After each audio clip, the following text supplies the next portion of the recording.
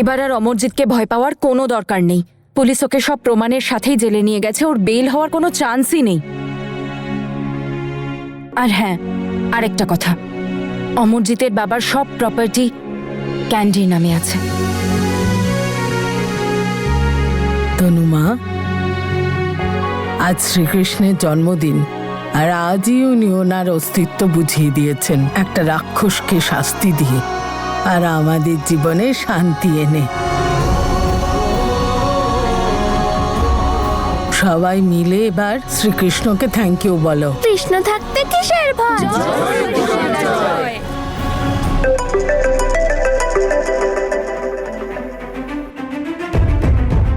Hello. Hello, high যশ। আমি না আমার পাসপোর্টটা বের করে রেডি করে রেখেছি। তুমি প্লিজ তাড়াতাড়ি এটা নিয়ে যাও আর আমার ভিসার ব্যবস্থা করো। আমার না ভীষণ অস্বস্তি হচ্ছে এত ভালো একটা ফ্যামিলিকে এত মিথ্যে বলতে। তুমি বুঝতে পারছো তো আমি কি বলছি? আমার না ভীষণ ভয় করছে, যদি আমরা বেশি দেরি করি তাহলে বিরাট বড় সমস্যা হয়ে যাবে।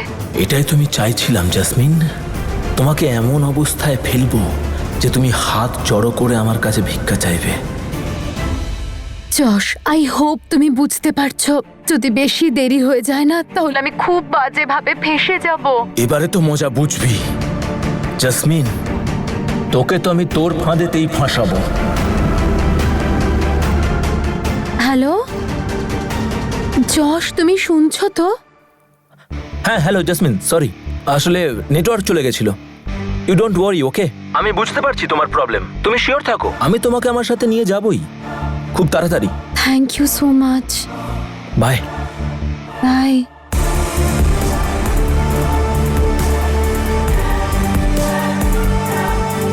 মনীষ আমার দাদা, তোর মৃত্যুর বদলা আমি নিয়েই তবে ছাড়বো।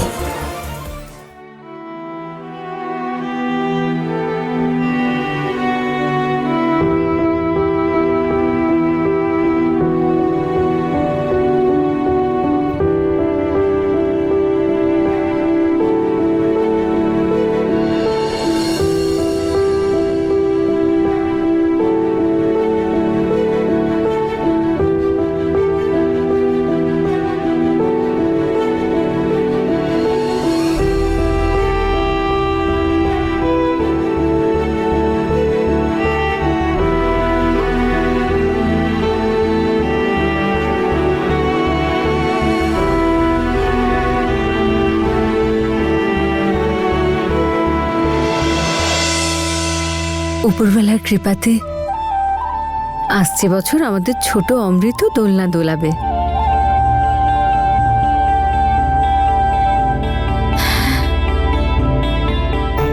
কি হয়েছে মা? কিছু না মা, আসলে হঠাৎ হঠাৎ কেমন দমটা বন্ধ হয়ে আসে। কিছু হবে না মা, এরকম সময় এটা হয়, ভয় পেও না।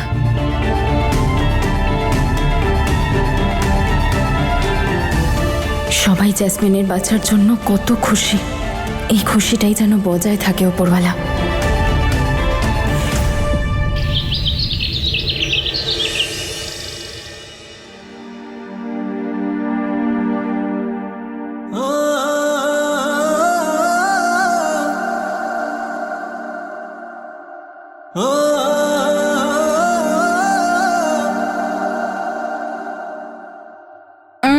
বীর, ঘুমোতে দাও না প্লিজ।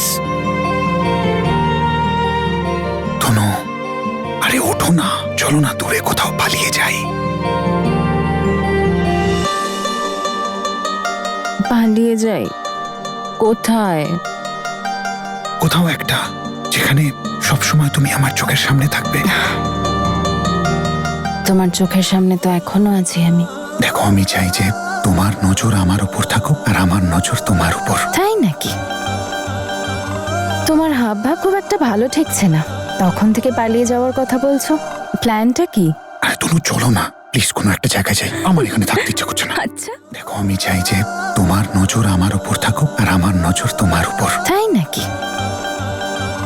তোমার হাব ভাব খুব একটা ভালো ঠেকছে না, তখন থেকে পালিয়ে যাওয়ার কথা বলছো। প্ল্যানটা কি?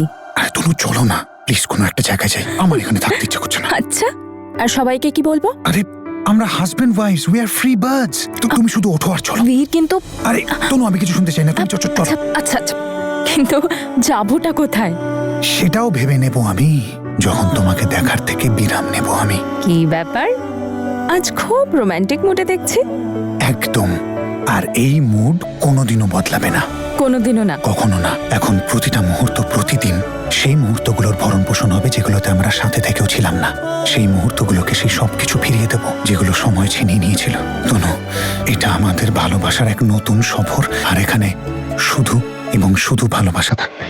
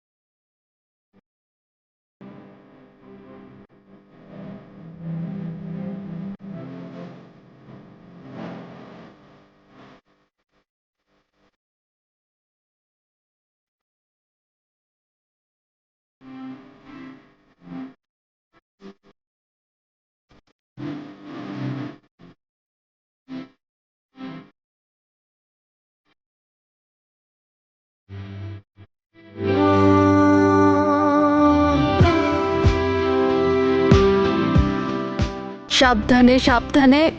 আরে বাবা নিচে রেখেছে। কতবার বলেছি যে পা এই অবস্থায় উপরে রাখতে হয়। সাবধানে। বলছি দিদি, আর মাত্র 1 মাস বাকি, তারপর আমাদের ছোট্ট অমৃত আমাদের সাথে খেলা করবে। দেখতে দেখতে কতগুলো মাস চলে গেল বুঝতেই পারলাম না। ব্যাস এই শেষ মাসটাও যেন শান্তিতে কেটে যায়।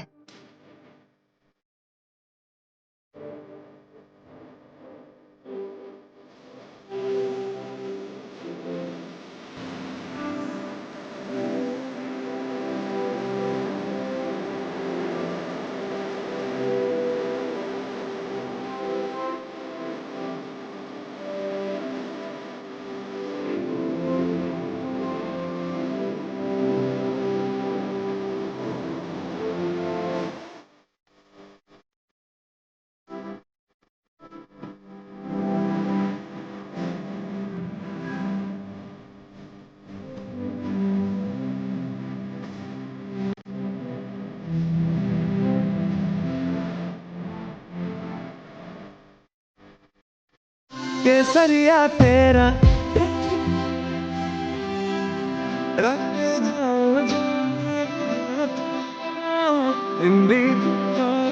मेरी फिक्र में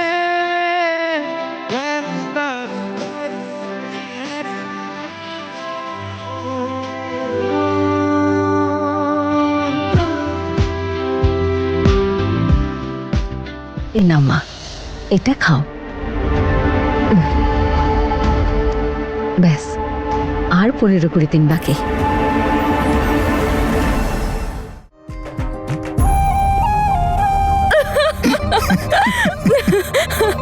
বীর, এই বাড়িটা কার? জানি না এটা কার, কিন্তু এখন তো আমাদের। ও বীর, আমার তো বিশ্বাসই হচ্ছে না এটা আমরা সত্যি আমাদের মতো করে বাঁচছি। আমার খুব মজা হচ্ছে বীর, জানো আমার সব কিছু সুন্দর লাগছে। এই বাড়িটাই, সোফাই, বেড, আমরা দুজন, সবকিছু স্বপ্নের মতো লাগছে বীর। আর এসব তুমি করেছো, তুমি আমাদের জীবনটা সুন্দর করে তুলেছো। আমি কখনো সেটা ভুলবো না। এই সময়টা, এই মুহূর্ত, I love you. I love you too. তুমি জানো, আমি তোমার জন্য সবকিছু করতে পারি। আর এই যে 2 মাস আমরা একসাথে কাটালাম না, এটা আমার কাছে সব থেকে অমূল্য। কেউ আমাকে গোটা পৃথিবী দিয়ে দিলেও আমি আমার এই সময় ফেরত দেব না।